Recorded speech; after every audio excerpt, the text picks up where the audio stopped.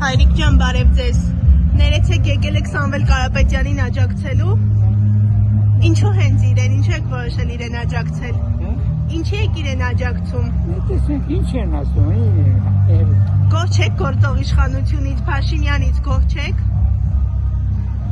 Ես ինձ չեմ գոհ։ Ասում է թոշակառուների համար լավ է, թոշակը բարձրացրել եմ, լավ են ապրում։ Ինչ ես ասում։ Բայց որ եկել եմ Ղարաբաղից թոշակ 6000 դրամ ես չել եմ, այդ չես ասում։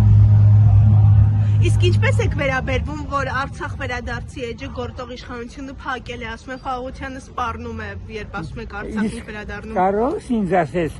ով մեղավոր, որ ես ներկայումենտ եմ այստեղ եմ։ Ով է մեղավոր։ Ով է։ Դուք ինչ եք կարծում։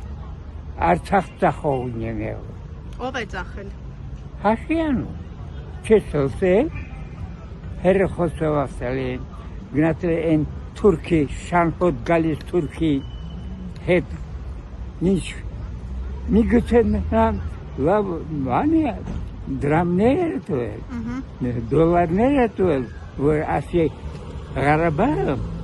մնում է Թուրքի կազմում, և ասել է,